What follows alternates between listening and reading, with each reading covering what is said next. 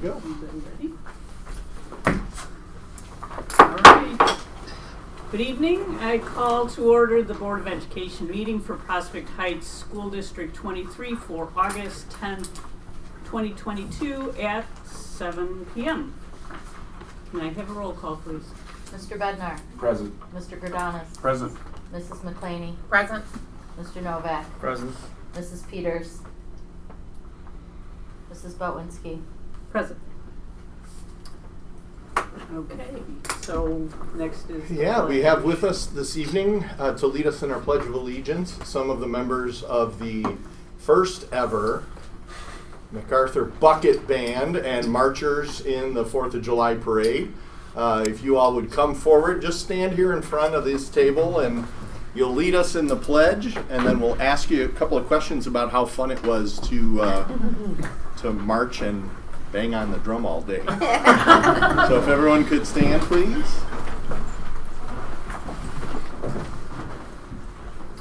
I pledge allegiance to the flag of the United States of America and to the republic for which it stands, one nation, under God, indivisible, with liberty and justice for all. Stay up there, guys. I can't leave yet.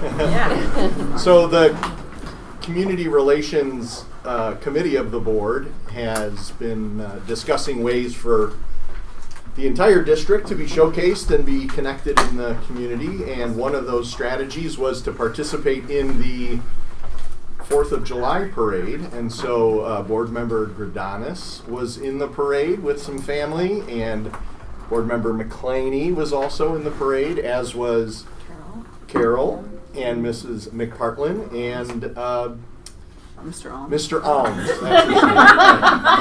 But really, the highlight of the parade was a first ever thing led by Miss Murray, and that was this bucket band. Can you guys introduce yourself to us? Tell us what grade you're going into, and how you got connected to this bucket band thing.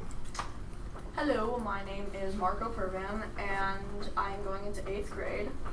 And I was introduced to this bucket band by Miss Murray because she wanted me to join. Yep, good. Good reason. Darren? Hi, my name is Darren Cooley, and I was introduced to this bucket band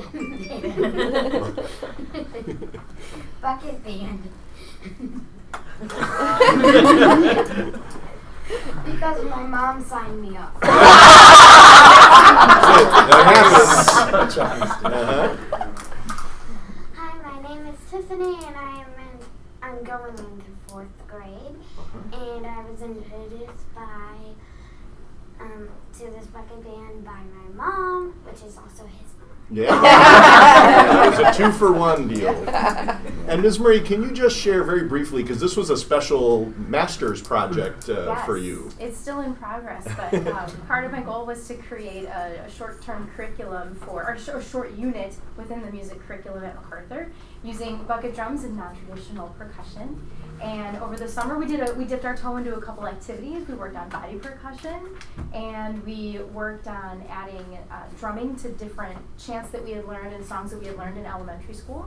And then we invented some of our own, and we put percussion to it, and we practiced marching around the campus a little while, and then we marched in the parade, and we had a good time. It was hot, but we made it, and it was a lot of fun. Any questions for our musicians here? I have maybe one or two. So when we say bucket band, are we talking like 5-gallon buckets, like you walking down the bridge downtown and you see this dude always there playing? I mean, you may not know that guy, but we're basically talking about literally buckets. Yeah. That's awesome. 5-gallon buckets That sounds with really 3M cool. Velcro around us. You're actually walking with these. Yeah, it was awesome. They're sure parade. Nice. Concept. We're not doing it just for the parade. I know we talked a lot about this. Was it more than just a parade? Just the parade, right? Was it just for the parade, or was it? We were there 4 days. Okay. We had a 4-day camp and then the parade. Oh, okay. Getting ready Okay. for us. Thank you. Did you guys feel like we walked really fast?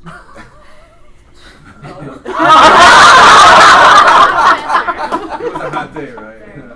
Oh, I guess Lasted we weren't, forever. we weren't carrying buckets. Yeah. Right. I did enjoy myself though, so. Yeah, that's good. That's good.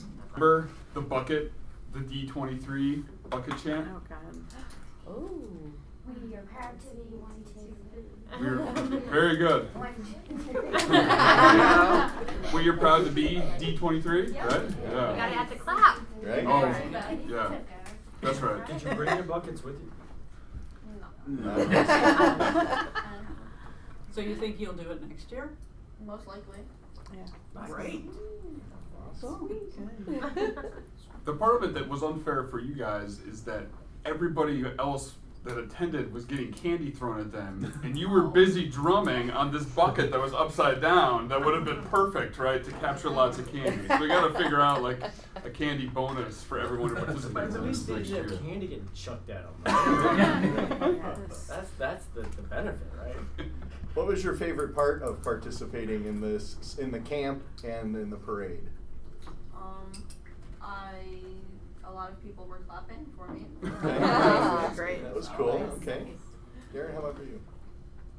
What did you like about the whole thing? It was fun. All right. That was first. And how about for you? Bucket drumming. Bucket drumming, right? Now you have a new life skill. Are you gonna drum on your buckets at home? We don't have them. He kind of makes enough noise on his own. Once a percussionist, always a Yeah. percussionist. Well, we really appreciate you representing the district as you marched. It was a nice, fun project for Ms. Murray. I know she did some great work for her master's program and wrote a lot about that, so we're excited to learn from our first experience and hopefully improve our experience for everybody next summer in the 4th of July parade. Yep. Nice work. Thank you. Thank you for Alright, the guys. meeting. And Ms. Murray has some certificates for you, just to thank you for your leadership and participation. Awesome. Yep, yeah, thanks. Thank you. Got a certificate. Yeah, there you go. Thank you. Okay.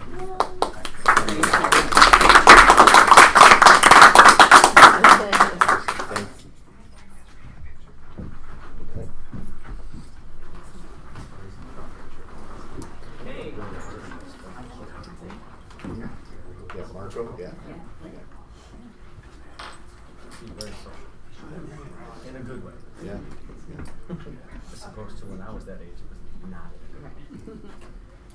All right, so next is recognition of visitors and participation. At each regular and special open meeting, members of the public and district employees may comment on or ask questions of the Board of Education. If you would like to address the board, please complete the form and give it to Mrs. O'Donnell, our recording secretary. Would anybody like to address the board? Okay, we will move on to communications. Great. Christian, if you wouldn't mind turning the presentation on. We just have a brief presentation.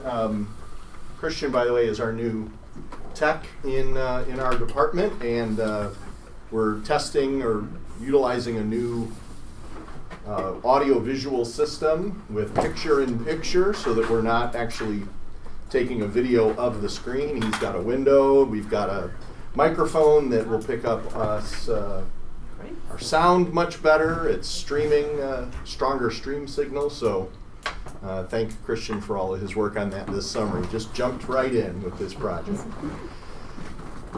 So as we get ready for the start of this school year, just a brief update for the board and community related to our COVID preparedness. So we've received some new guidance from ISB and IDPH regarding requirements for schools. They require us to continue our mitigation strategies and require recommendations of screening and testing. and a remote instruction is required when students are excluded due to COVID positive. Overall, in the community, the language that's being used is monitoring of community levels, and on the next screen, regardless of where we are as a district and where we are as a community, these strategies are recommended to be in place. We will continue to work with our community in terms of making vaccination available. We want to encourage students and staff to stay home when we're sick. That's one of our best strategies regardless of type of illness. We've been recommended to optimize our ventilation systems, and Mike and his team have done so over the last few years, so we're in a very good place there. We will continue our proper hygiene, hand hygiene, and respiratory etiquette as we should pre-COVID as well, and we'll continue with our cleaning and disinfection procedures. But the language that you'll see more often than not now in reference to COVID, rather than specific focus on case positivity, is this idea of low, medium, or high levels in the community. And these are really tied more so to our ability to respond to higher or increasing numbers, particularly relative to hospitalization, hospital bed availability. And so at the community level for Cook County, including North Cook County, we're currently at high, but you can see the color-coded sections of the state. So our plan that I'm going to really briefly go over tonight is just some of the things that we're recommending broadly to our community, some of the mitigation and prevention strategies we have in place, our plan for screening and testing, as well as our required exclusion and remote instruction model. So we will continue to support vaccination and boosters. We've been in communication with Cook County Department of Public Health to look to host another on-site event early this fall, but in the meanwhile we will continue to recommend and reinforce that. Masking is not required, but we will have masks available at all schools, and we recommend and encourage that, especially in students who may have come into contact with a COVID positive case. The other components is that we are recommending and asking our families to participate in testing and reporting to the school district any information that they may encounter or have from outside of school testing. For the vaccinations, it seems like that like late September is going to be a time frame when there's like the new vaccine will be available. Yep. Is that what you're thinking? Like after that point, that this really almost like a booster clinic to get the new vaccine? That would be the best window for us. At this point, I haven't even heard back from Cook County as to when we can schedule that, but we're as we've done in the past, I think we can find a couple of Saturdays that would make sense to make that available locally. Okay. Yeah. The most important things we can do in terms of prevention and mitigating spread of COVID continue to be cleaning and disinfection, hand sanitization, and staying home when we're sick. Those are all still really good things to do. In terms of the recommendations for ventilation, the studies that have been done really kind of highlight the importance of these and these four components. Upgrading to MERV 13 filters, making sure that your HVAC system is operating and optimized appropriately, increasing the fresh air intake to circulate more fresh air into the classrooms and circulate CO2 out, and then maximizing the use of outdoor learning spaces. All four of those components, as the board is aware, have been a part of what we've been doing throughout the district, both even prior to COVID, but certainly our upgraded HVAC system. We completed the majority of that work over the last 3 years, including this summer at MacArthur. During the ESSERS discussion, we've talked about the upgrade to MERV 13 filters, which we have in place. Mike and the maintenance team have the ability to monitor CO2 levels in classrooms to identify the amount of fresh air that's coming in, and they can optimize the system to make sure that those refreshes of exterior air are being pulled into the classrooms. And lastly, the outdoor learning spaces, as you've seen, as you may have been around the district, that Mrs. McPartlin and our vendors have worked on, are really going to provide a number of new opportunities for staff to bring students outside, to have a learning space that's available that will still be Wi-Fi connected, that will allow kids to learn and take advantage of as much of the nice weather as Chicago may give us in the fall. It may be warm all the way till November, or it may snow in October, we don't know. But those 4 strategies I think are really important to highlight, and have been things that we've been really focusing on even outside of the COVID pandemic. Next slide is relative to our screening and testing. I was a little bit hurt when I interviewed with the Chicago Tribune and then wasn't included in the article at all. I must not have said anything memorable, but there was an article in the paper about the struggle that districts are having regarding implementing shield testing or screening. And there's a wide range of districts that are fully participating to not participating at all. And so we were sharing sort of the perspective on that.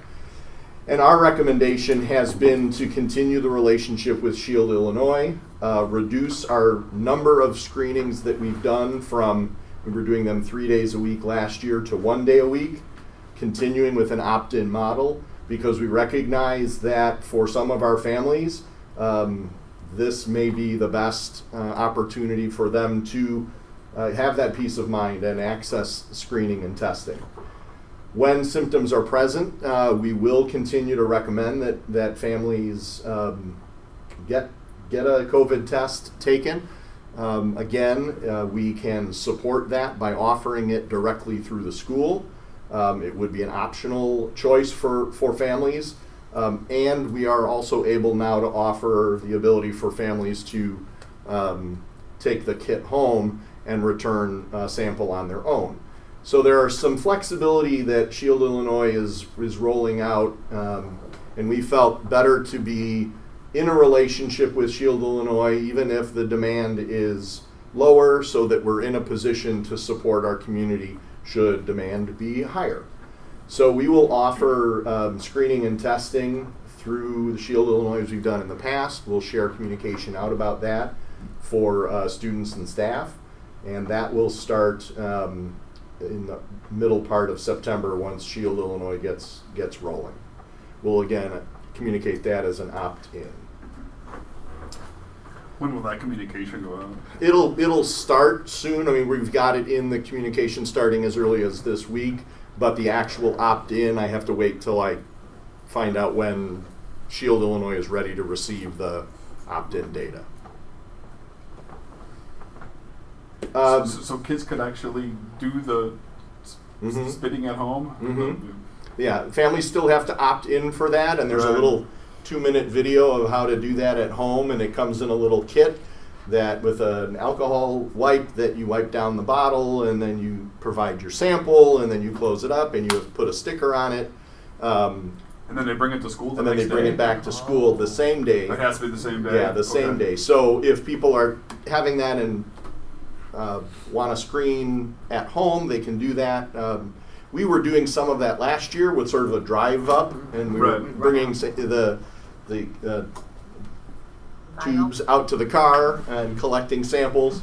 But yeah, there's a new option for that to be done at home. There's a time limit though of when Right. the sample Yeah. has to be delivered. Right.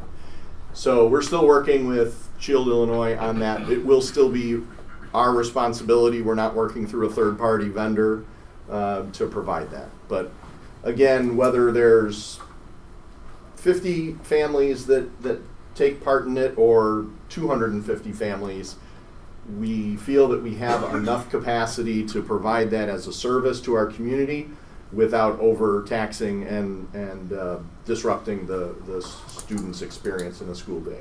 Based on where we were at with like the number of people doing it at the end of last school year, one day seems like enough that we can knock out all 4 schools. Plenty, yeah. Mm-hmm. When a positive test is identified, whether through our own testing screening or whether a family reports that to us, CDC, the Department of Public Health, is still requiring a 5-day exclusion, a minimum of 5 days or until those symptoms resolve, day 6 or beyond, recommended mask wearing upon return, or if a family were to identify to us that there was a positive case in the home, they would, again, were required to exclude for those days. The next slide requires or shares that when we exclude a student, we're required as school districts to continue to provide some type of remote learning. And again, in the community around, there's everything from just look at what's posted online to fully live concurrent instruction. Again, the model that we've been working on the last year and a half. Again, Carol and I met through labor management with PHEA and had a nice collaborative conversation about continuing sort of that blended model of some concurrent instruction where the student is able to connect in from home remotely if they feel well enough to do so, and some asynchronous activities when the activity that's happening in the class can't be replicated at home, that there are other things that students can be provided. Next slide, please. Thank you. For the close contact, the two slides prior. So we stopped in the spring close contact in school, but close contact exclusions are exclusively for if mom or if a household member has it. Or I guess how are we defining close contact exclusions now? So the definition of close contact is the same. So it's still, by definition, you can be a close contact if you hit those criteria. What we're doing in this case is if a family were to reach out to us and say, hey, my child was at a party and they were party to a positive and they were a close contact, or there's a parent who was tested positive and they have a positive test that they can provide, then we would take that as a close contact. If it happens within the school system, we would have that conversation with families, but we're not pursuing close contact tracing within the school setting. But I think to follow up, maybe I'm thinking your question. So if I have COVID, are my kids excluded as a close contact, even if they're vaccinated? No, because if they're vaccinated, they're not considered a close contact. So if my children are unvaccinated and I have COVID, they are excluded for those 5 that days. would fit the definition of close contact. So that's one of the reasons they would be excluded. Yeah. Got it. Thank you. Mm-hmm. Was that kind of where you were going, or no? Yeah, I didn't. Okay. So I didn't realize that there was still that, because we got rid of it from any close contacts in schools, right, in the spring. That was really that we were not excluding based on close contacts In the school setting. In the school setting. That we were pursuing, correct. Right, but we still can and will based on close contact in the home setting. And that was the same as in the spring as well. So if my one kid tests positive Yeah. for COVID, the other kids should have to stay home too unless they're vaccinated. Yeah, and so that's not been a change for us since the spring. Some of the other changes, though, that we will see this fall are they've dropped the requirement for social distancing or cohorting or restricting movement in the buildings. So we will return to pre-pandemic functioning in terms of our classes. Positive case notification aligns with other similar communicable diseases.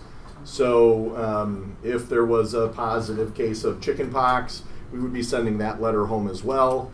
If there are positive cases that are reported to us, then we would be communicating that, but we would no longer be doing the district-wide or the school-wide emails that were all too frequent last school year. The other component that there's been some discussion on is that district dashboard. Most of our, all of our neighboring colleagues have decided to move away from that, as I'm recommending to do as well, simply because the data that we're receiving is less and less reliable. We used to have direct feeds from Cook County Department of Public Health, from IDPH, where they were providing data that we could monitor. We could compare it to the data that we were tracking in locally. And now, because it's more and more dependent upon others reporting that information to us, the fear is that you can give a false sense of, oh, there are only 2 cases in the school. Well, there may be 2 cases in the school that are reported to us. There may be others that a family hasn't reported that to us, and they're just homesick, and we don't know exactly why. So it becomes a little bit misleading if we were to put data out there when we're not as confident of the tracking of it. We do anticipate to hear from CDC sometime in the next week or 2. And I have heard both ends of the spectrum that we're going to hear some relief in terms of some of the restrictions. And in another report, I had heard that we may receive more restrictive feedback in terms of length of exclusion and so forth. So as we did last year, we'll continue to be monitoring, flexible, adapt, and continue to communicate frequently with our community. All the other feeder districts are going away from the dashboard? Makes sense. Yeah, that's the only part of this that I don't really like. I've as a parent and as a board member, I felt, and I know it's not perfect, right? The data is spotty, and as the home test, I felt like it was probably spotty since last fall, right, when the home test became more. But right. I guess just in terms of from our own perspective, tracking it in this kind of seeing, do we have a difference between the different schools in the district, or do we have a problem in one school? To me, it seemed valuable, right? And then especially, I think, heading into the fall, where we have pretty high community levels, right? And then getting, having a couple thousand people in these buildings now, right, starting in the week. That would be interesting to kind of see if we have problems, at least to start the year. I agree with the individual notifications, and I guess just maybe the last point, right, that, in April of last year, we kind of had a breakout, right, in one classroom, and I want to make sure absolutely sure that we still have that kind of visibility. Right, and internally, our office staff, our nurses, obviously we continue to communicate and monitor very closely that data that we have access to directly. I think the difference is, do you publicize that and send a message publicly that here's what's happening in our schools, if we don't necessarily know that that's a complete message. So that, I think, is some of the thinking, that particularly because case rates are less of an indicator than hospitalization. Positivity with minor symptoms or no symptoms are different than positive cases with significant medical impact. And for children, that has been less and less likely. Well, but I think that the new CDC guidance is a combination, right? It's a combination of case rates plus hospitalization, case rates plus hospitalization plus whatever the third Bed availability. The bed availability. Right. Right. The 2 different hospitalization metrics. To me, I felt like that was a really useful kind of barometer of how we were doing in the schools. Both, I check that almost daily, right? Yeah. Just as a parent and a board member, and to me, yeah, is there a chance it could get misinterpreted if we're the only feeder district doing it? But I also think it shows that we're still taking this seriously, right? And that we care and that we want to communicate with the rest of the community about what we know is going on in the schools. But what you're saying is that we may not know. I mean, it's totally dependent on people reporting. Yeah. I'd be more concerned with bad data than no data. Yeah. The short answer is, it's not a heavy lift for me to continue with a dashboard if that's the will of the board. It's a so the some of the factors is what data we do have with that disclaimer saying this is just data that's been reported to us. Is that better than nothing?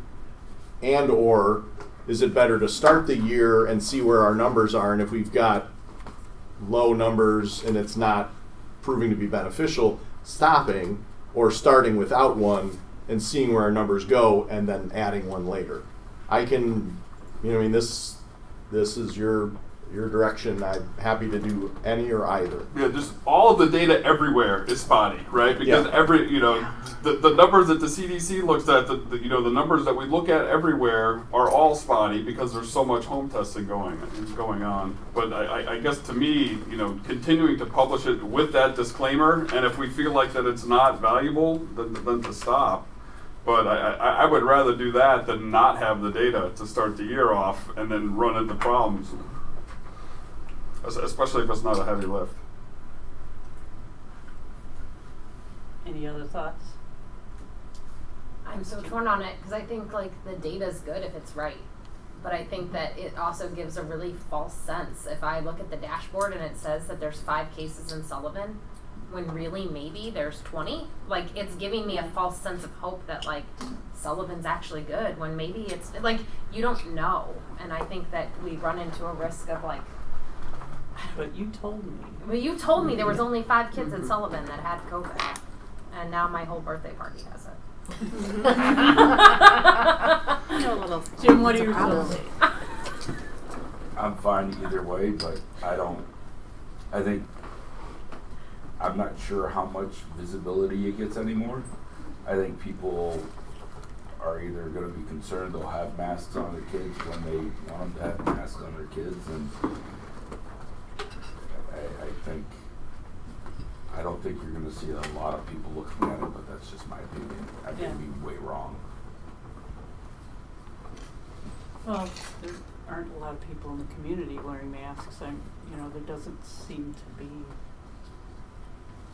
a lot of concern, at least right now. I think there's no hurt in either way, starting it and then stopping it, or if there's a massive outbreak, then you start publishing it again. I mean, I think it's. I do like Brian's idea though, right? We're coming back from the summer with thousands of people coming back together all of a sudden. Like, does it hurt to do it for the 3 weeks of August and see kind of, or I don't know if that's even worthwhile, and then see if it. How much work? It's definitely doable. It's not a heavy lift. Let's do it till the next board meeting and then We can report kind of back. take a read. Is that okay? Absolutely, not a problem. Any other questions or thoughts on that before we wrap this discussion? The rest of this I think is really good. I mean, I think all this is really good. I think we're trying to strike a balance between getting back to normal as much as we can, but continuing to test and continuing to make sure that that we have visibility into when the potential problems are arising.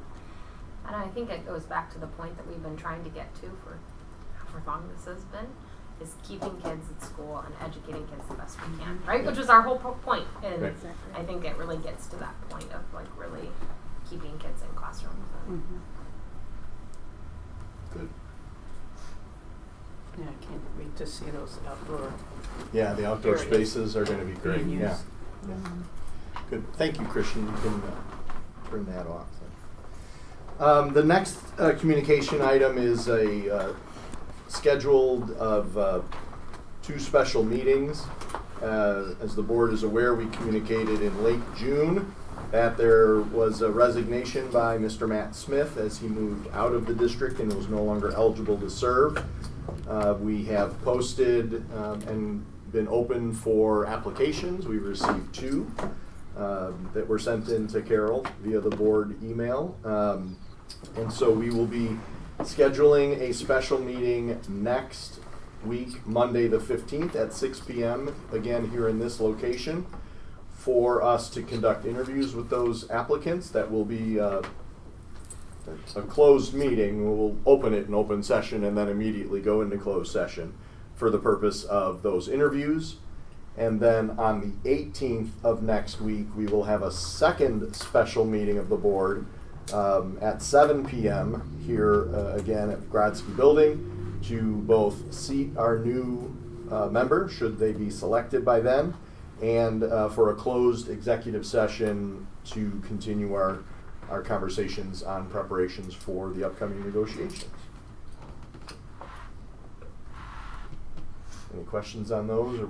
We'll be sending out those agendas tomorrow. Or Friday, sorry, Friday. They use them together. Yeah. Okay, next we have committee reports, and first up is buildings and sites. That's Kevin. We had a meeting on the 2nd. It was kind of a routine meeting, except we got a great tour of campus. Both campuses, although I couldn't make the second one, so if there's anything to add to that, Carol, please chime in. Generally speaking, the overtime report was pretty generic, and in fact we are going to continue to get a report, but only go through it during our regular meetings if there's something specific to report, because kind of generally the last several months have been non-events.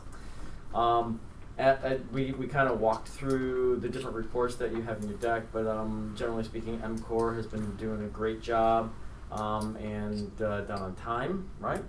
Mm-hmm. Roofing done on time, and that's been a great from the team. Obviously, you see outside, seal coating and striping have been done, which they did a great job. It looks awesome. And I didn't notice if the signs were up, but it looks like they are, yeah? They're up now, so that's yeah. very cool. When we met, they were about to do that. Looks like we're hitting deadlines on parks and playground areas and whatnot. I don't know if there's going to be an update on, was there a delay on the hardware? I think there was, right? Yeah. But yeah, we discussed the possibility of some hardware delays, which pretty much everyone and their grandfather is observing these days. Outdoor learning spaces are done, which is really cool. We got a tour of that. If you haven't seen the outdoor learning spaces, definitely take a minute to walk around. They're really kind of nice. In fact, you know what? We were going to have a picnic there one day. Yeah. Just, we might. Is there going to be an umbrella at the Ross one? Like an over? No, because of the tree. No, the trees are there. Provides that shade. The tree gives enough shade. Yeah. Gives Yeah. nothing. Okay. It's a lot of shit. On those outdoor learning spaces, we're also encountering delays on some of the tables. Receptacles. Yeah, ordering in February was not early enough, Yeah. apparently, for some of those. So we're anticipating those to come in within the next week or two. We'll put them in and put them up as soon as possible, obviously. But those are unfortunately going to be a little bit back ordered, still not shipping out. Like I said, the world is experiencing Yeah. delays. Meeting, let's see, there was a meeting with Archon to discuss long-term plans. I think you might discuss that with us. But to make sure that the 5-year plan is appropriate. And then we talked about the Grodzki basement. The waterproofing was done in July, but there was some seepage, and they came back out and fixed it at no charge. And then bids are going back out for phases 2 and 3 of the basement. And we would obviously see that to vote on whether we wanted to proceed with those once we get those. Those are the major things. Otherwise, like I said, the tour was awesome. We got to see how the bike racks were moved to some safer areas, but also kind of eliminate the possibility of just traffic flow issues. And just got to look at all the amazing work that the team has done the whole summer. I mean, they got a ton done, unbelievably well, and beautiful floors and everything. So really cool to see it all. Great, Yep. nice Yeah. and smooth. Yeah. Seriously. And you said the buildings were ready a few days earlier than. Yep, a few days earlier, and we had our That's great. buildings were open for staff. What week is this? Last Wednesday, they were able to be in, and offices are open and running, and Yep. been busy again. Kudos, serious kudos to Yeah. Amy and Mike and the team for doing Yep. an amazing job of getting everything done on time, on budget. Yeah, Just- absolutely. Yeah. Thanks, Mike. Thank you. Okay, thanks, Kevin. Next is Finance Committee. Jim? Good, Jim. Right. Brian? So I'll take the finance. So we met last week for finance, had a discussion about the budget, which I think we'll have another discussion this evening. I think that the second item was that we talked about a new offering via TRS, a supplemental savings plan. And so this is, what's the number for it? 457. 457, which is a different type of savings plan than has previously been offered. This feels more procedural, right? I'm not sure we're going to talk about it much here tonight, but it's in the packet. But it's more just a different type of retirement savings plan that we will offer via TRS. And they can do both, which is nice. Yes, My wife they can. does both. Oh, shit, okay. And then we also talked about kind of where we're at with registration fees. And it feels like we're on track, right? And I think that, to me, it's good to see, right, that we really have a lot of help for families that require financially, and then they're kind of automatically put in there based on how they're registered. So, and I assume that the numbers are continuing to come up here over the last week and a half. I think that was. Yep. Talk about the budget stuff more later. Okay, thanks, Brian. Next is NSSEO, and that is me. I was at the NSSEO meeting last week.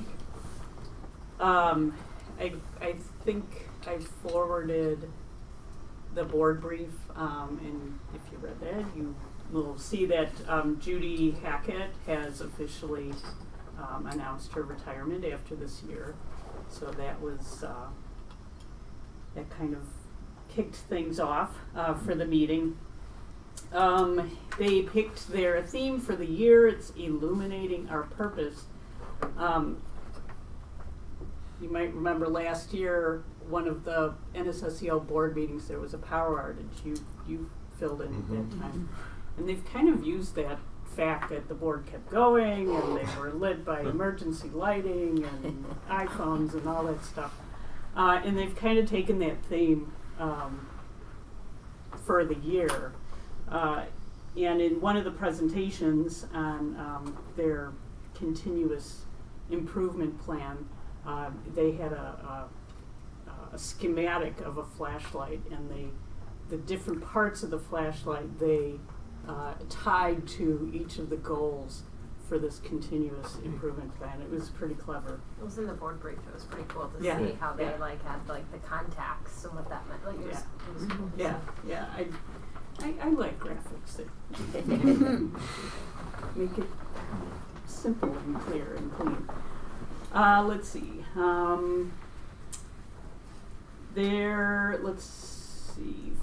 Human resources, they had first reading for a number of board policies. They were reporting that they had good response for applications for teachers and related services, but especially for ESPs, and they attribute that to their new contract. So they are reporting that they're about 97% staffed, which is pretty good for NSSEO at this point, yeah. Those ESP signs are up everywhere. Like Yeah. you said, like line her up and And they're very big. Yeah, they're very big. Apparently they did the It job. seems like they're working. Yeah, so they had their new staff orientation last week, and actually they hired 70 new staff, which is, they're saying that's the largest new hire for the year that most of them can remember ever. The new Buildings and Grounds Coordinator was introduced, Mike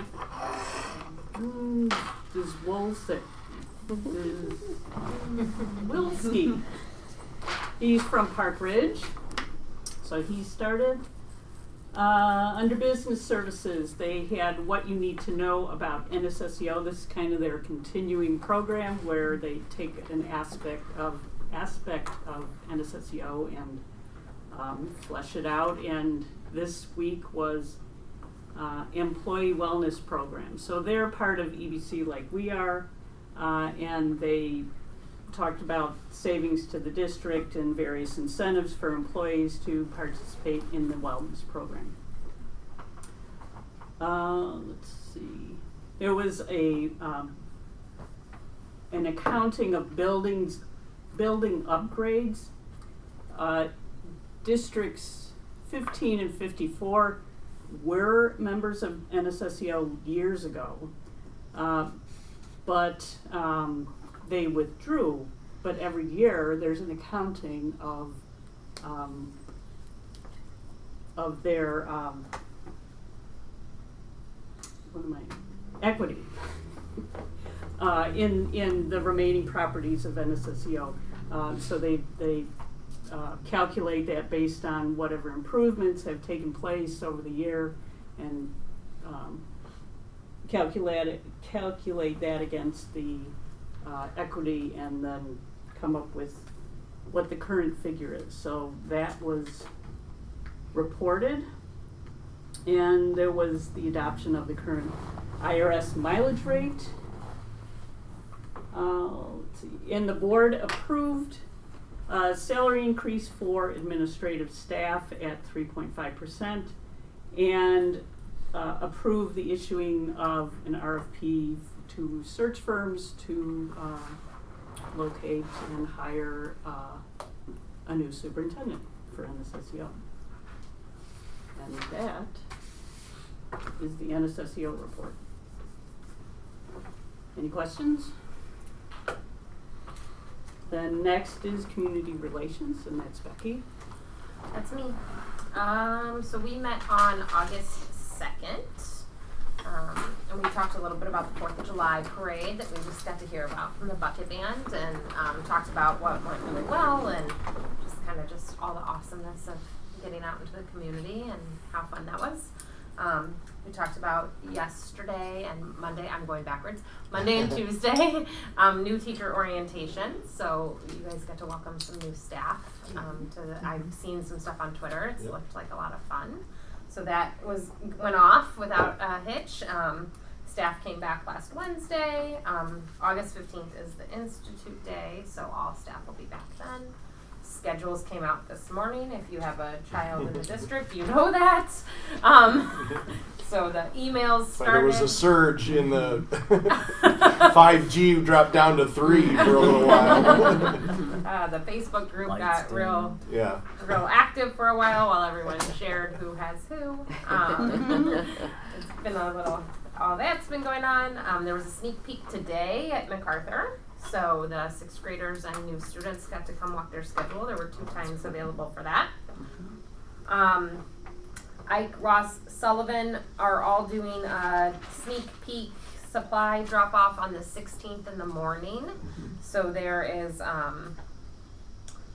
Ike is first, and then Ross and Sullivan are after, so that they can get to both campuses if needed, but that'll be Tuesday the 16th.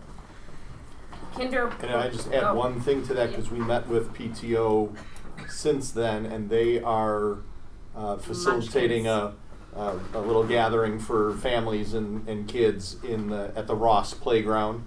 Sullivan playground. So that's just a really nice way for families who are here and they drop off to reconnect, and so they'll be doing that. And that's immediately 9:15 after. at the Sullivan Right, at playground. 9:15.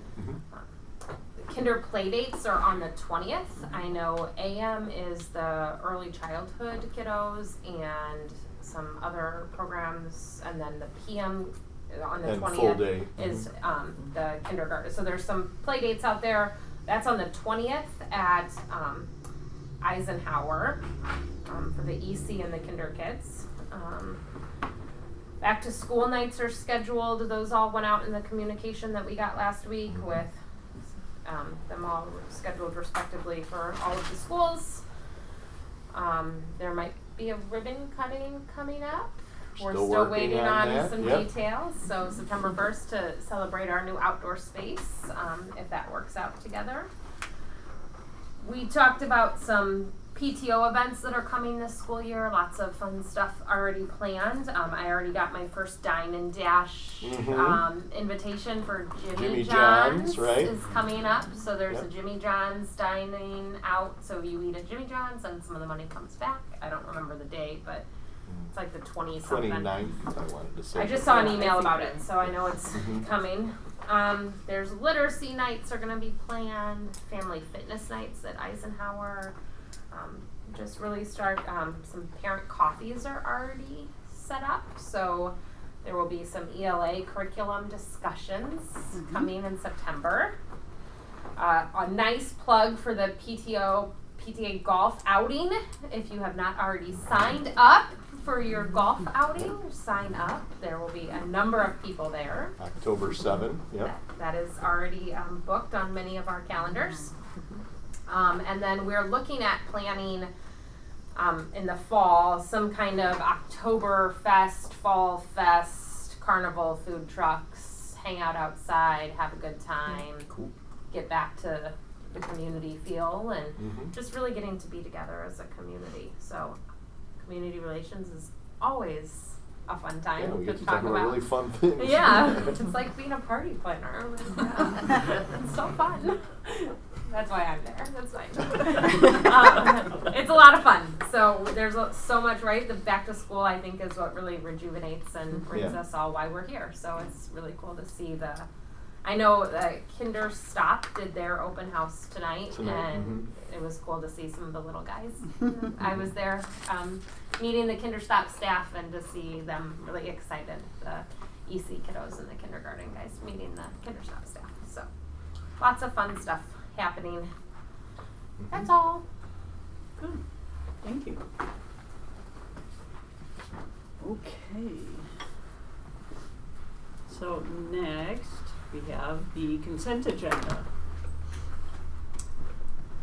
which includes approval of the regular meeting minutes of June 8th, 2022, approval of executive session minutes, meeting minutes of June 8th, 2022, personnel report, the August tuition reimbursement report, and the second read of, do I have to read all this? No, just press policy 109 that are listed in the agenda, Okay, and the semi-annual review of executive minutes that Mary Lynn completed with me, and she indicated in the minutes here as well, or in the agenda, the session, the minutes that will be released. May we split out the 2 minutes? okay, Now I know what the extra ones were. okay. So, Yeah. what are you wanting to just take off The minutes? executive and regular minutes, Okay. if we could split those out. All right, so let's do the minutes first, and then we'll do the rest. Is that okay? Yes. All right. I move to approve the minutes from the regular meeting on June 8th and the executive session meeting on June 8th as presented. So consent Moved by agenda items A Becky? and B, That's what I meant to say. Yeah. right? That's okay. First, So, Second. second? Anybody? I'll second it. Moved by Jen. Second by Jim. Okay. Roll call, please. Mr. Bednar, Yes. Mr. Grodanis, Yes. Mrs. McClaney, Yes. Mr. Novak, Abstain. Mrs. Butlinski. Yes. Okay, motion passed. 401. 4-0. And then do you want a motion for the rest And of then it? a motion for the rest, yeah. I move to approve Do you the want to just say? items C, D, Yeah, E, yeah. and F as presented in the consent agenda. I'll second. Okay, moved by Becky, seconded by Kevin. Roll call, please. Mr. Bednar, Yes. Mr. Grodanis, Yes. Mrs. McClaney, Yes. Mr. Novak, Yes. Mrs. Butlinski. Yes. Motion passed 5-0.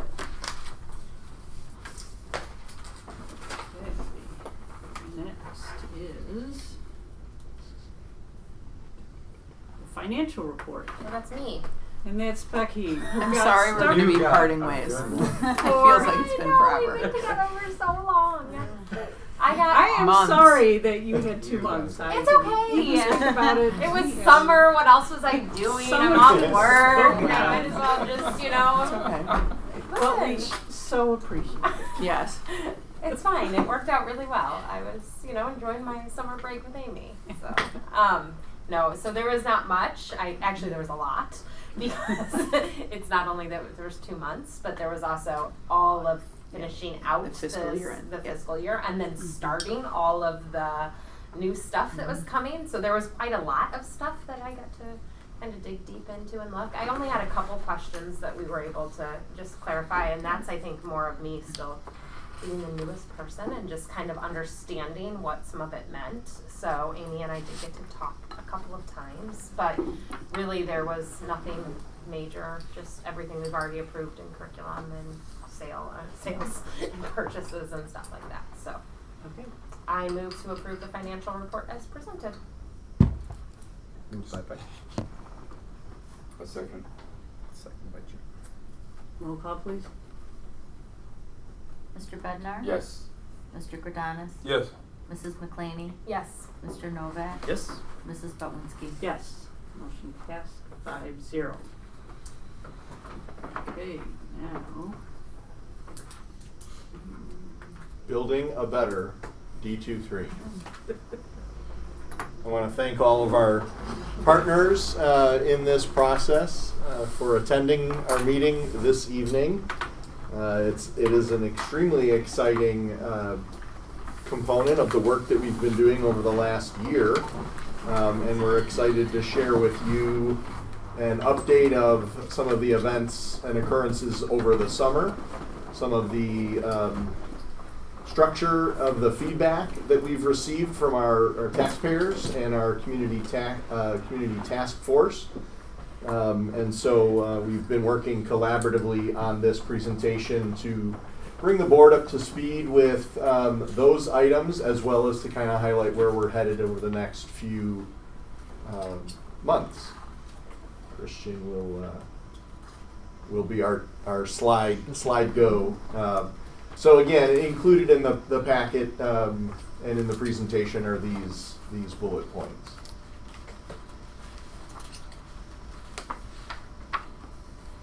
Next slide, please.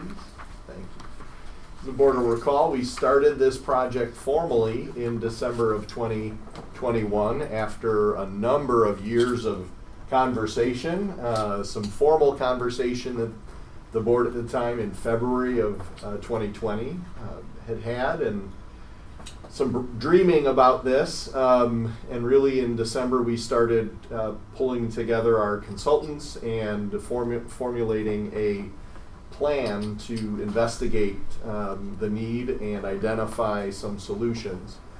In the early part of the spring, we were participating in some focus groups with parents, community members, and a lot of staff. We've had some concept development that was brought forth and shared an update with the board.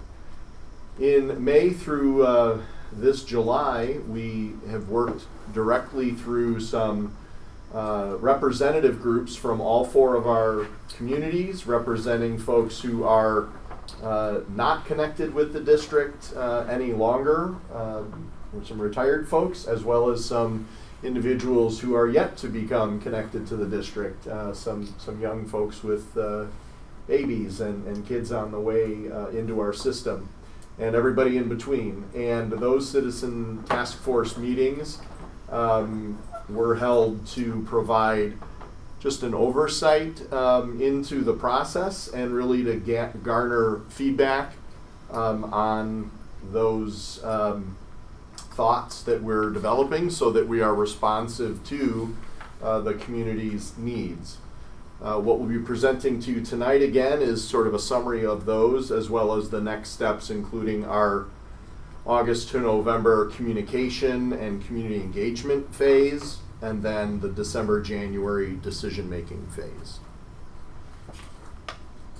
I'm going to hand it off to Marcia, who's going to talk review again our multi-step process. Right, so we've gone through this public policy process in a great deal of depth, but what I really wanted to point out to you is that obviously it still has the 4 phases: needs assessment, community outreach, the public opinion research and follow-up, and potentially possibly a campaign.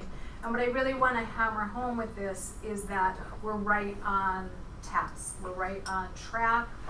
We've done our needs assessment, including holding the task force meetings, listening to that feedback, and refining the proposal.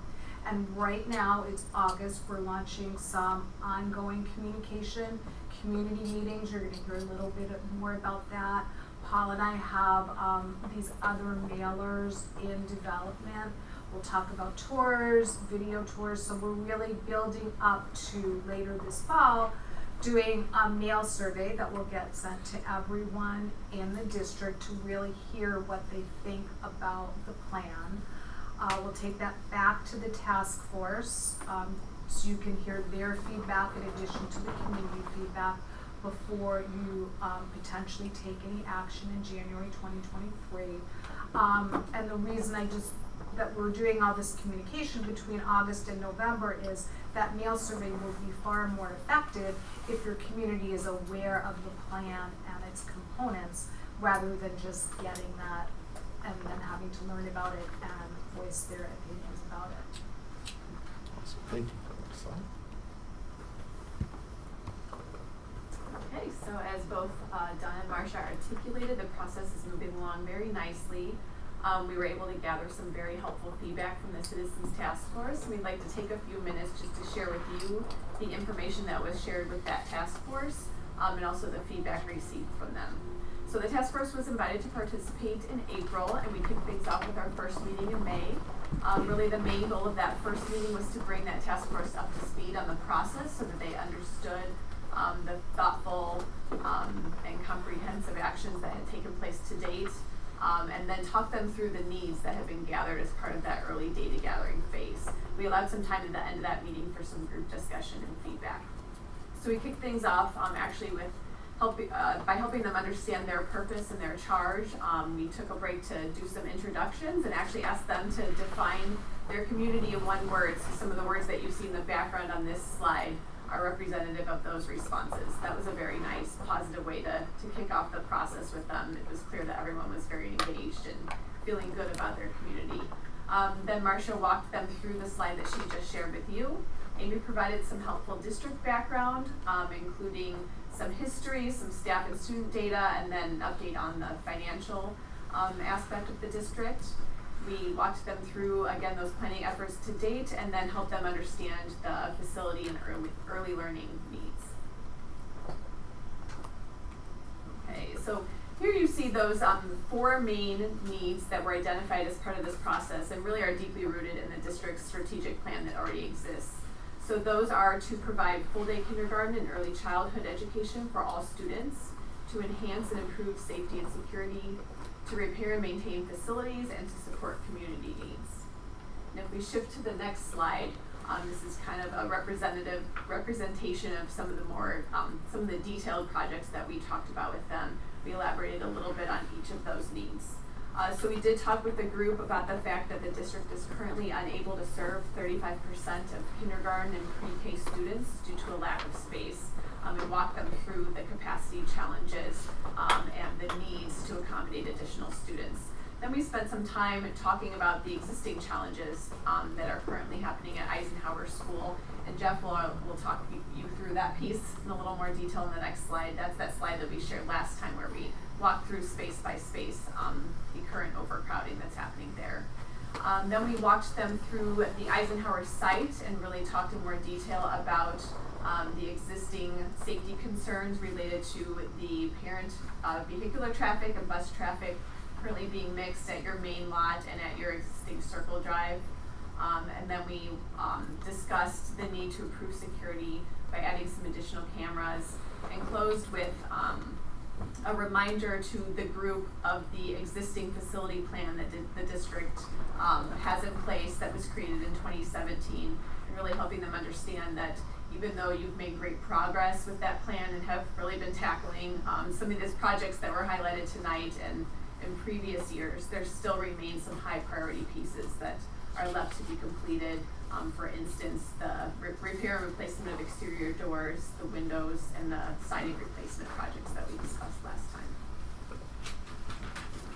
Okay, so this is a diagram that you saw at a previous board meeting. We wanted to share that with this community task force, the first meeting.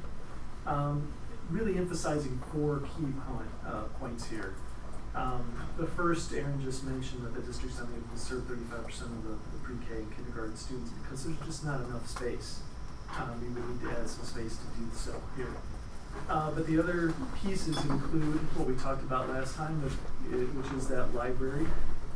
It's been used for a lot of things. It's been carved up for occupational therapy space, a reading support space, music teacher's office space. You've got your Title X reading and math folks in there. So the issue you've got is that this really limits the access to the library by all the other students in the building. And at the same time, as that access happens, each of those programs gets marginalized because they have to compete for noise and sound and all those things. The third piece that we tried to emphasize was that a common theme throughout the building. If you remember, we talked that last time. All of your student support services folks are doubled and tripled up in offices. This really, this overcrowding situation really complicates how they deliver their services. It makes it such that they have to constantly negotiate space, noise, confidentiality, all of those issues. The fourth item that we talked about or emphasized was the multi-purpose space. Your existing multi-purpose space is scheduled at its maximum capacity. You're really out of space there. It's scheduled the entire day during all the school hours.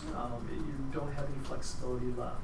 So addressing that at some point is a pretty high priority as well as part of this. So after we presented all of this information, we broke the large group into small groups so that they could have some conversations. And this is the feedback we got from them. First of all, I can't say enough how positive everybody was about the district, the community, and the educational services. I've been to a lot of these meetings, and the long list of complimentary words I have, I can share with you, so if you're ever having a bad day, you can look at me, because I know sometimes you don't get to hear that. Put them in a bucket and we can pull them out. I would like to give you something like that. Turn it over and use it as a drill. So we had 5 discussion groups. 3 of them ranked full-day kindergarten and early childhood education as their first priority out of the needs that Aaron shared. And then all 5 groups ranked the windows, siding work, basically repairing the building envelope as priority number 1 or 2. And they also spent a lot of time focused on differentiating between the current space needs. Could there be a way to solve what's going on in the library now without increasing capacity? So we've had a couple internal discussions about that. It doesn't seem like there's a great solution for that, but I do anticipate that that's a question you might continue to get from the community. So we will continue to work on having an answer to that question. Okay, so if the first meeting was about showing them the needs and the stresses on your facilities, the second meeting was to talk a little bit about what might be some possible approaches to resolving those. These are the same plans that you saw at a previous board meeting, where we proposed conceptual solutions and renderings for specifically what's shown there on the right, which is additions at Eisenhower, or an addition at Eisenhower, but also safety upgrades throughout the district, maintenance throughout the district community enhancements at the locations. We talked about a proposed schedule. The district finances and funding were presented by Liz Hennessy. Public policy and opinion research was again gone over in a little more detail and updated with Marcia. and then we again got feedback. So during I believe our last visit with you earlier this year, we had originally proposed two different schedules, option one and what we called option two. Option one was a little more aggressive with starting construction right after the referendum. That had requirements of financial outlays by the district and other services to get everything ready for construction right after the referendum. Discussions with the team and internally with the district, we ended up going with option two, which was a little less risky financially, and even like winter construction and some other tasks that would require additional costs. So that less risky option, we can focus on the task at hand. We can get ourselves to the referendum date in April. The referendum passes. We would then commence design and start that process as we approach early 2024 with bidding the project, starting that spring and having completion summer of 2025. So everybody who was interested in full day kindergarten was excited to hear that that might start in 2025. I want to just emphasize that the feedback you're hearing now, no one had heard the tax impact or the budget. So you won't hear about that in this slide. So the questions that they asked about this, they were looking for some capacity numbers, some maintenance costs, square footage of some of the additions, anticipated lifespan of improvements, what will happen if the plan doesn't move forward. So like much of the feedback you're going to be hearing later, some of these questions we're just going to update presentations to try and include the information if it exists, and that would go into your FAQs and mailers and later presentations. Good questions.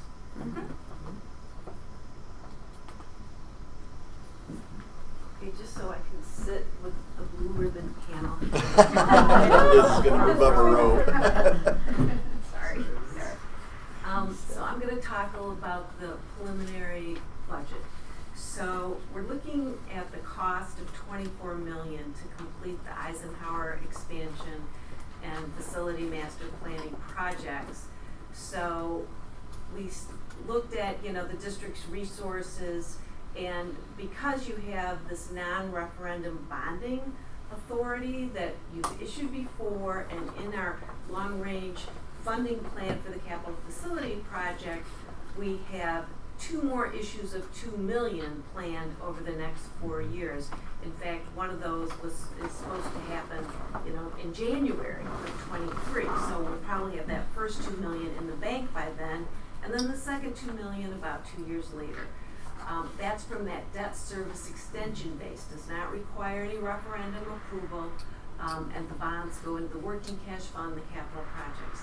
So that would take $4 million of the $24 million total, and then the balance, we're looking at debt certificates, but because there's not enough internal funds to pay those back over 20 years, it would require taxpayer approval through a referendum. So the other thing is funding annual operations, because the early childhood expansion is great for the physical space, but staff is also needed to complete, the full programming. So if approved and implemented, the early childhood and full day kindergarten would serve 143 additional students. So that's based on current enrollment. And 18.3 more staff members would be needed, and that would cost $1.2 million additional in the annual budget for staffing, curriculum materials, utilities, facility consumables, maintenance, all the things you have to do when you have expanded space, but staffing is the biggest part of it. So what we talked about is, instead of asking the voters a question for the facilities and a question for the operating, could we ask just one referendum question to address the 2 purposes, the facility improvements and Eisenhower additions and ongoing operational costs. So we've got a limiting rate increase question proposed. It would basically increase the tax rate that you can levy on the community. And we're looking at 1.6 million per year to pay back the 20 million of debt certificates and 1.2 million for the operations. So the estimated impact is $484.65 on a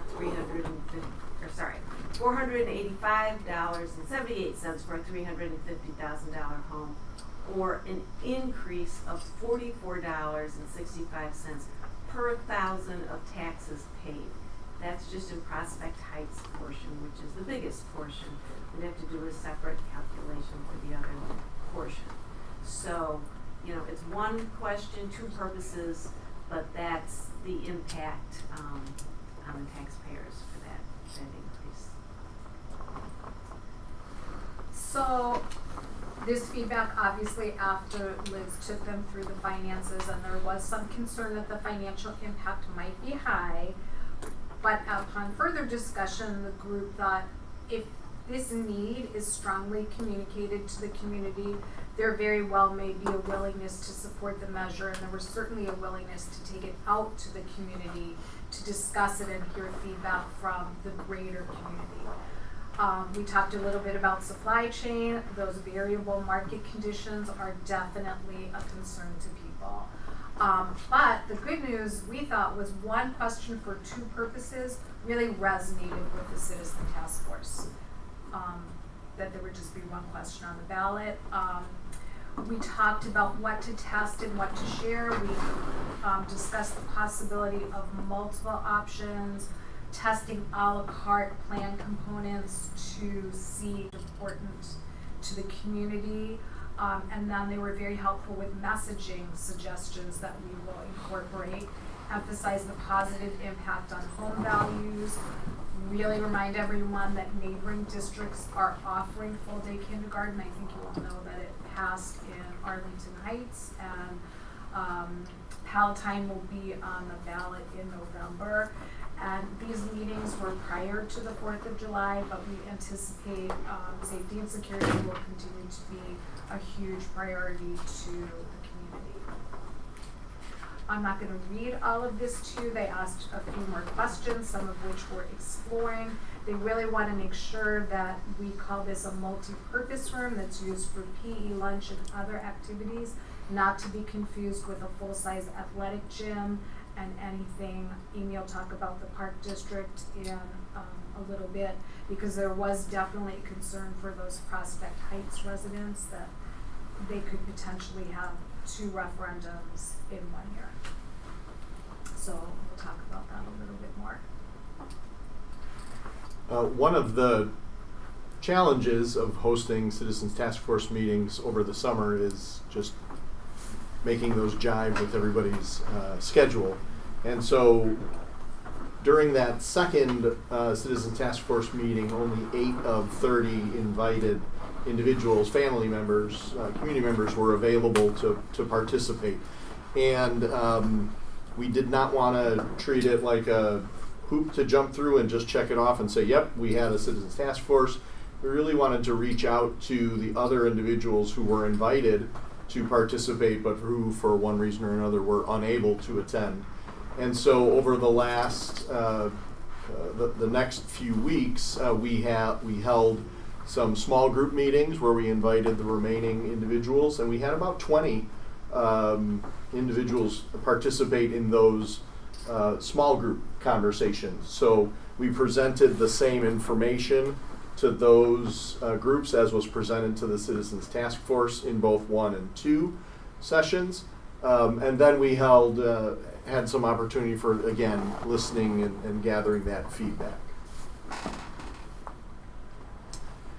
One of the, this was your slide, sorry. Oh, it's fine. I think it would be just fine at doing it. But one thing we wanted to do was give people the opportunity, after they had the chance to go home and reflect on their conversations, to offer any additional feedback. And we also wanted to have one instrument where everyone was invited to participate in the same set of questions, so we created a survey and we sent it out to the group. About 1/3 of them participated, which sounds like a low response rate, but you know, response rates are usually less than 15%, so we feel confident that we should be talking about these results.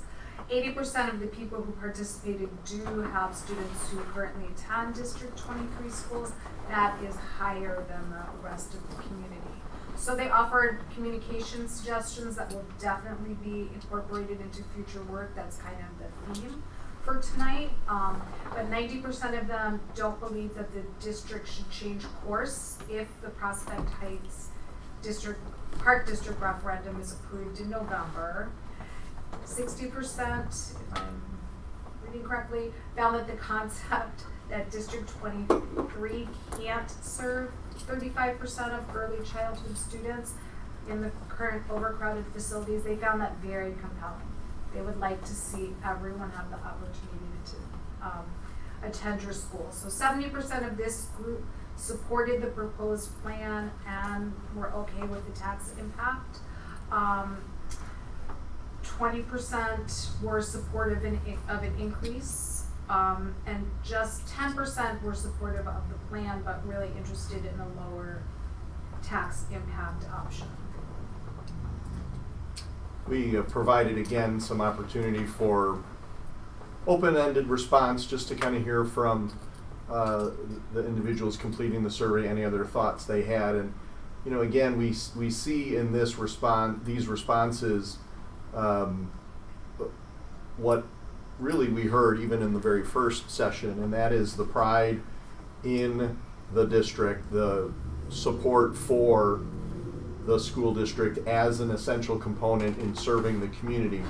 And so we hear again about the importance of these needs that we've identified being continued things that are important to our broader community, the importance of meeting our students' needs, making sure that we are taking care of safety and security, understanding that it's a tough time to go out for a referendum, to ask for additional tax increases is never something that's taken lightly, nor is it easy. But I think many families understanding that the need doesn't go away and it becomes only more and more costly as time goes on. Again, at this point in the survey, the community task force members had learned of Arlington Heights 25's successful referendum, and so there was again another strand in some of the comments about the impact that that will play in the long term around home resale value, and you know, are we as a district behind others in that regard, and will that long term impact resale, and that we really need to think about the long term impact of improving these facilities. I like the last comment. So as part of the process, we've reached out to neighboring municipalities to kind of get a sense where they were at with their future planning. We reached out to the municipal governments as well as the park districts, kind of folding in conversations about potential referendums that they may be seeking to pursue in the next few years. Aside from the Prospect Heights Park District, the only one that had it on their radar for a couple of years down the road was potentially the Arlington Heights Park District, but nothing has been said. They're just kind of starting what if conversations. So we did have a formal meeting with the Park District towards the end of July. And as you know, the Park District voted on July 28th to move forward with a November referendum. The total ask on their question is going to be roughly $30 million with a approximate tax impact of $300 on a home valued at $284,000. Some of the items that they're going to be addressing in their measure: a new recreation center, entirely new pool facility, new playgrounds, tennis and pickleball courts, the removal of the administration building and the garage, It would also expand their current parking lot capacity with approximately 60 more spaces, and 2 new gymnasiums, new full-size gymnasiums. One would be updated of the current facility, and the other would be brand new. One of the questions that we had heard kind of throughout our meetings was the concern about a potential duplication with regard to services provided to early childhood students.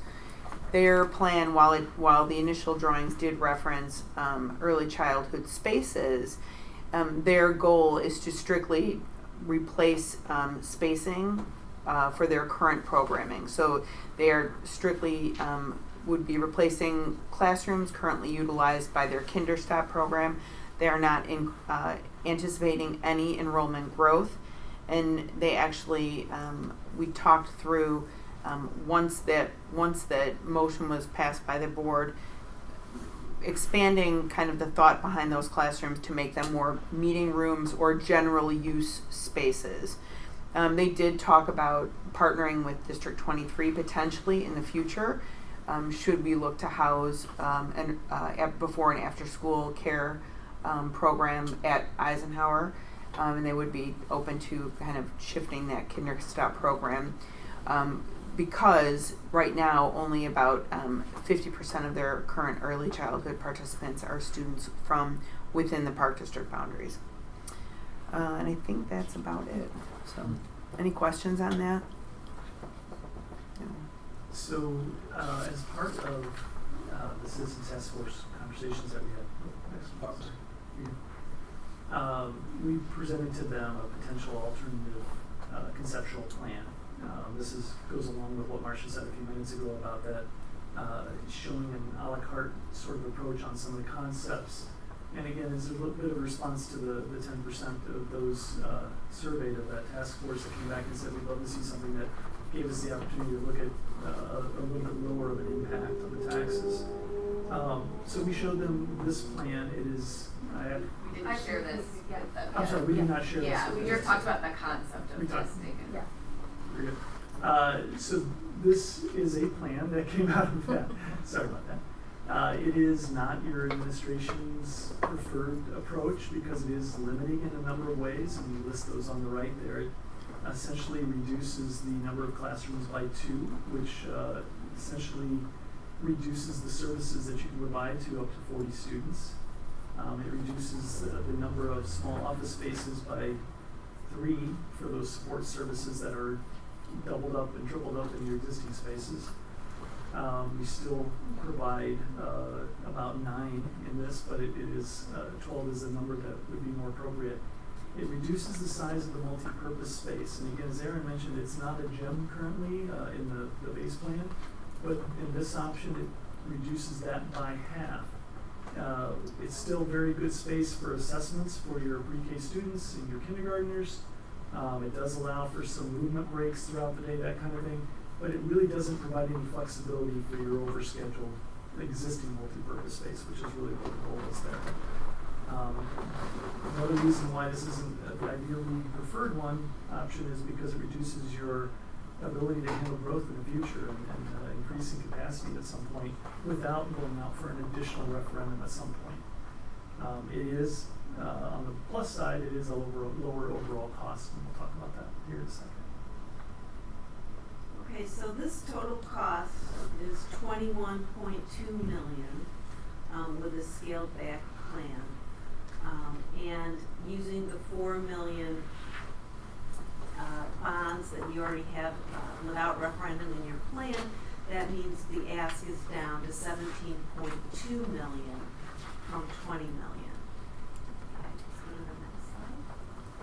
So with a smaller space, the additional students served would be 120, and that would require 16 more staff, and that impacts the annual budget by $1 million versus $1.2 million for that staffing, curriculum materials, utilities, and maintenance.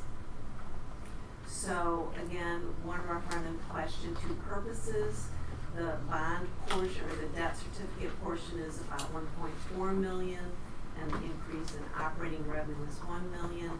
So we're looking here at $37.44 per thousand of taxes paid, and approximately $407 on a $350,000 home. I think it was almost 45 before, was it? It was like 44.85. Yeah. Yeah, and 44, yeah. Just so you know, the estimates we've done on the debt side have been very conservative. As you know, we're in a rising interest rate environment. We had a little bit of good news today that inflation was not as bad as last month, so we're hopeful rates will come down, but we're being very cautious in the numbers we're presenting you, given the direction rates are going. So there's a nice cushion in there. It actually may come in a little low, but these are good numbers to use as you kind of think about what this may cost the community in a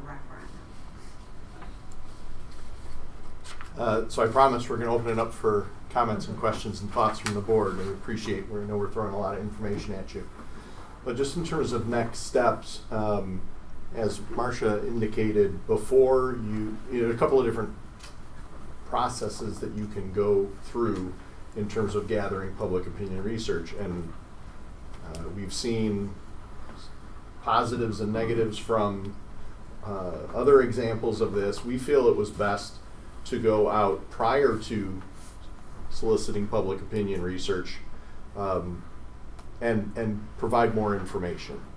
That going to the public with an opinion poll without sharing information in the beginning makes people just go, what's going on? Why have we not heard about this before? Why is this feel rushed? Or why is this, I can't answer the question because this is the first time ever hearing about it.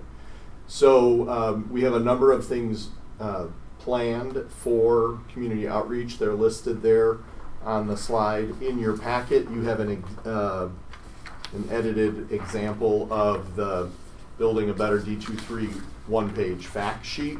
The Community Relations Committee had an opportunity to look through this and gave some input, so we made some of those edits as well. And our next components of that will include a website launch specific to the Building a Better D23 campaign. And then we currently have some community meetings scheduled over at Eisenhower, one on the 29th in the evening, one on October 6th in the morning, and one on October 6th in the evening as well. And those are simply open house type of meetings where we will share a similar presentation, where we're at to date. Hi, Marilyn. Where we're at to date with the process, and just be available and open to the community for questions and to help them to better understand where we're at in this process. And on the next slide, you'll see we have the formal public opinion research, again conducted by our third-party vendor, so it's not the district manipulating that. We've got some real experts in this field to generate and analyze that data. That will be shared back with the community task force for a third meeting in early December. And then our current plan is for an opportunity to hear from the community with some public comment in our December board meeting. The board's discussion obviously there before any action would be taken. That would allow us then time to answer questions, hear from the community at large, provide any additional feedback or information that the board would feel would be necessary in order to make a decision, and then we would have the January meeting still before the deadline to place a question on the spring 2023 ballot, should that be the decision of the board. So having said 20-some slides worth, again, I want to thank our colleagues and our consultants for all of the work and time that they put into this. Certainly want to thank our community task force representatives for their time and their thoughtful input as well. And our whole team is available to answer any questions or to hear any comments and thoughts that the board would have. Just a quick question. So, assuming referendum went forward, it passed, when's the earliest we're raising funds? When would it hit the tax No, I mean, bill, or when would when are we actually going out to get the funds, the selling funds, or selling the debt financing? Liz. So it was passed in April, I think it's April 4th. You have to basically wait till the vote is certified by the clerk in the 30 days. So really by May, June, we should have the funds ready to go. Wow. Okay. Cool. Thank you. And you can totally get back to me on this question, but one thing that piqued my interest was it was for the Prospect Heights residents was one thing, and I know that our base isn't just Prospect Heights, so what is the ask for the Arlington Heights and the Wheeling communities as well as something that I'll interests me? get back to you on that, but it's going to be very similar. Okay. And the difference is just because, I mean, for the $350,000 home, it's going to be the same. But for the taxes per the amount paid per thousand of taxes, that's where it will differ. Okay. Because each of those communities has a different tax rate, different park districts, municipalities, that kind of thing. But you can definitely have a $350,000 home, it's the same no matter where they are. Okay. And when we're ready to do so and we start talking about actual dollars on our website for this Building a Better D23 campaign, we would have a tax estimate calculator Based on where embedded you so live. that Okay. people can put in exactly what they want and see exactly their information. That was just the one thing Yeah. that kind of No, caught my right, I attention. hear I you. was Yeah. like, whoa, that's only Yeah. one third. Do we have any sense for the number of houses or households that are $350,000 versus more than that in Prospect Heights? Marcia Our and Paul have. constituency. Yeah. Anyway, We'll have to get back to you on that. I mean, because I mean, that's the, the reason I asked that is because there was a slide up there saying keep it under $500, right? So Right. is that per 350 Per or 350. or is that per Yeah. or do the people meet it Yeah. per year because it doesn't take much. Yeah. A To get- $400,000 home is over Yeah.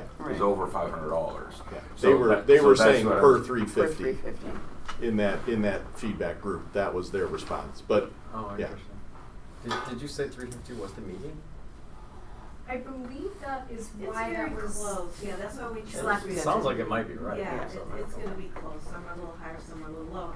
But interestingly, the park district used a $284,000 home. Interesting. So I don't know if they're using, smaller, just kind of Prospect Heights. Yeah. So I think they're different too, right? It's a different- They yeah. pull different apartment.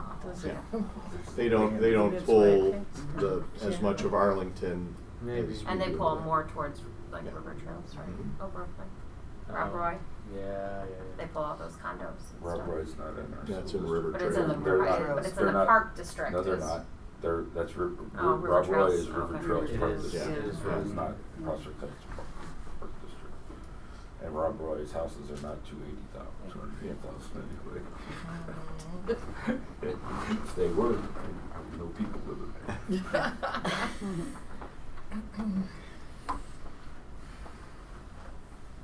That just feels low, that's all. It does.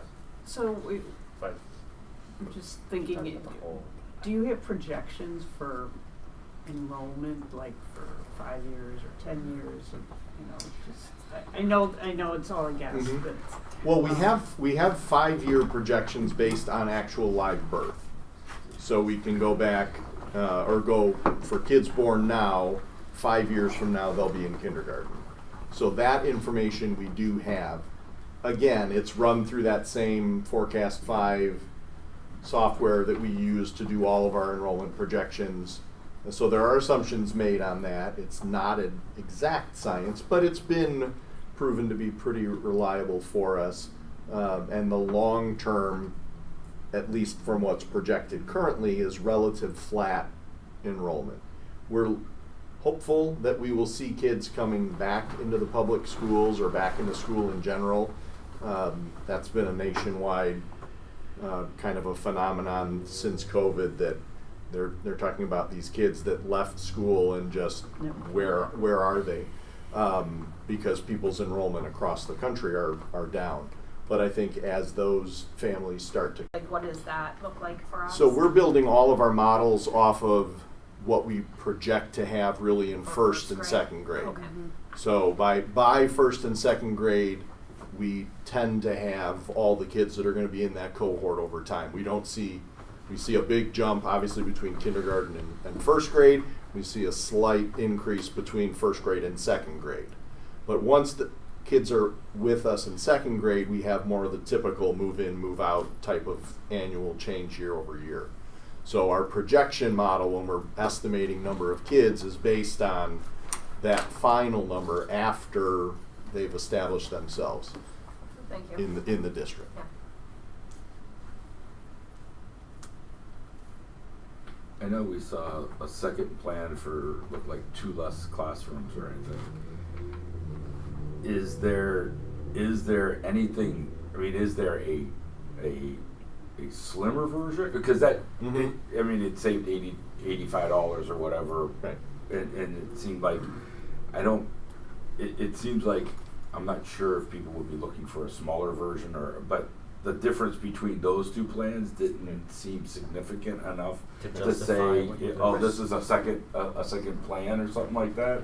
So I wasn't sure what the magic number was, 2 classrooms versus, if it meant, I'm assuming it still meant full day kindergarten and some early childhood, or I don't know if there's options for just full day kindergarten. I don't know what other options there are or may not be of just a different option. Absolutely, and I'll let Marcia speak to that or anybody else on the team, but the one thing I'll say, well, 2 things I'll say is, the first is that offering an alternate model in this early testing phase has more to do with identifying flexibility or willingness from your initial no voters. Are they a no vote no matter what? Or if it's reduced, now maybe I'm willing. That's an indicator, because the people who are yes votes are yes votes and they're supportive, and that's one response. But really what you want to test is how significant is that cost factor, and is a slight reduction enough? And if it's not enough, then we'll hear that feedback through that process, and it gives us then the next phase of decision making, which, as you said, is what is that dollar amount, and at what point does that undercut? Are we undercutting our messaging? Are we setting ourselves up for, being at capacity the moment we build it, and those types of things. I don't know if there were any other thoughts. I think you did a great job after all the conversations we had. Yeah. So, yeah, and I think that is one of the things that we can test, if that's the direction that you give us, is what is the community value more? We would obviously need the educational rationale too, to increase the early childhood program, to offer full day kindergarten for all. I feel like that's, we can collect some data on that, but that's really, it's a subjective opinion, and it's a decision that should be made. And we did ask that of the Citizens Task Force in that survey that said, if we went with a lesser model and had to reduce services, would you want to see definitely keep full day K and keep early childhood where it is? Would you flip that? And we gave them 4 scenarios.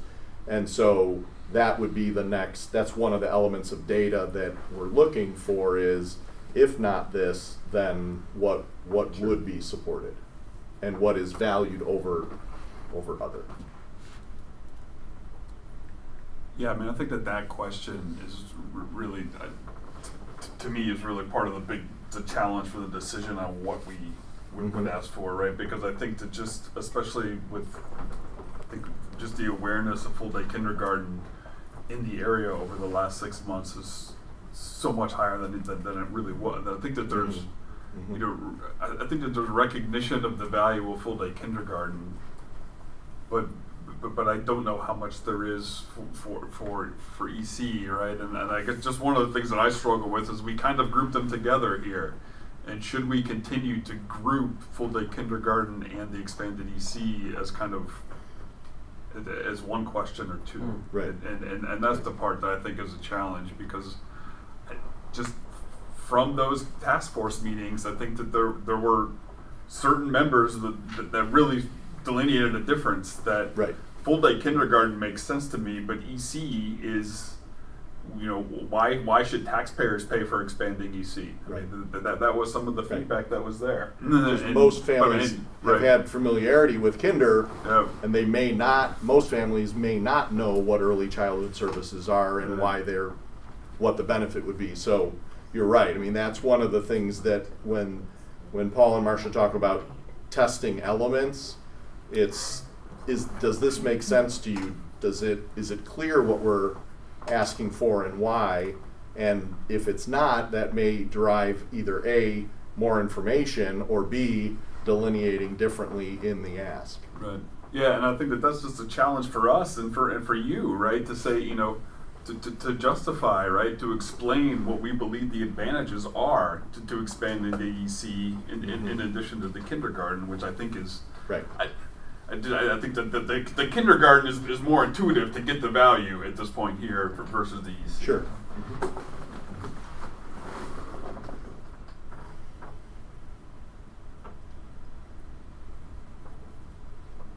Any other questions?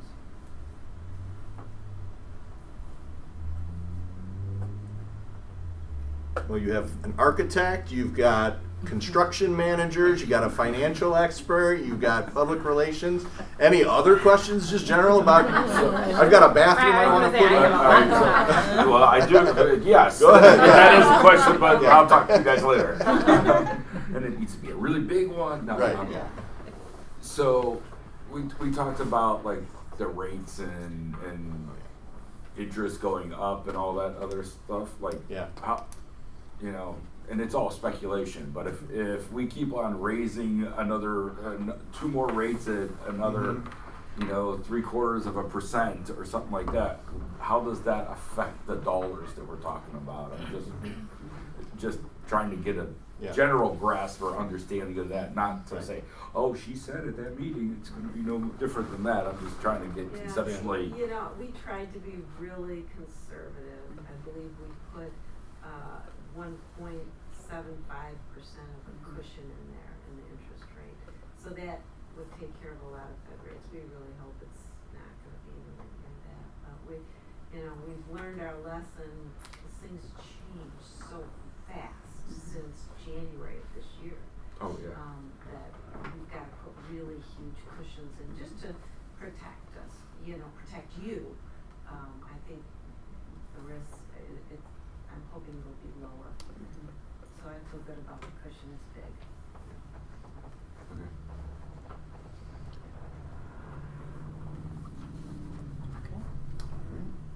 So you'll continue to get updates monthly from me over the next few months, and then we will be back with formal presentations again when we do the public survey, and then for public comment and decision and discussion in December and January. So when does the survey kind of get finalized and then go out? So the final survey will be November. Correct. The full formal all survey. The informational, the meetings, and some mailers and any other community meetings, and then that'll go out in November.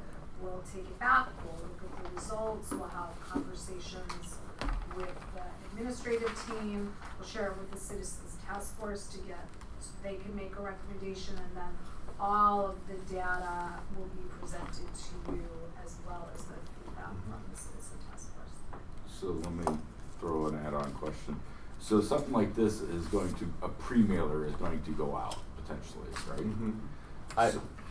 Marcia would be able to answer that, whether that specifically or... Yeah. Right, so we'll do a letter to registered voters. It likely will have an attachment. I can't say that it will be that exact attachment. Sure. Then we'll do a newsletter, and then the mail survey will follow that. So my question is, when Joe taxpayer gets the letter and he has questions or she has questions or they have questions, how are we directing them? I mean, is it Right. going Great towards question. them Yeah. or somebody else? It will Because I don't want them to typically- get bombarded with Right. Yeah. thousands of It questions. typically, it gets directed to the district. It also includes, the website, the address of the webpage, so visit the webpage for more information, attend a QR community code. meeting for more information, still have questions, Yeah. then contact the district. So it usually has all three of those. You will get questions, I'm not gonna. No, I know. And so I didn't know It's like not I usually didn't. as overwhelming as you might think. Yeah, that's part of the process that Yeah. we're preparing Weird for. thing. Yeah. I'll go to Chris Sroka. Yes. Sroka, ask D23. Yeah. And then you guys just say, That's what you no, always that's wanted. your thing. Yeah. Well, again, I want to thank all of our partners. Oh, sure, go ahead. But just like this, so then the sequence from now is the mailer, then the 2 community meetings, then the survey? Then the Just kind of- newsletter, Right. then the survey. We'll try and get that first letter in particular out before September 29th so we can publicize the September meeting. 29th and October 6th meetings. And then we have our community newsletter this fall that will prominently feature this information, links to the website, etc.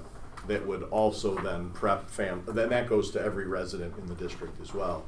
That would prep everyone for watch for this survey coming next month or in a couple of weeks, depending on our timing, so that we can make sure that folks have seen it multiple times before they get the mailer survey. And we do know, I don't want to raise your hopes too high. I mean, Paul and I know from experience that we do these meetings twice. 3 times if you think about what you've done in the past, but the ones prior to the board taking action are usually more lightly attended than the informational meetings that you will do this spring if you decide to put, and winter, if you decide to put something on the ballot. It's definitely part of the due diligence, something we want to offer to the community, but they're usually fairly lightly attended.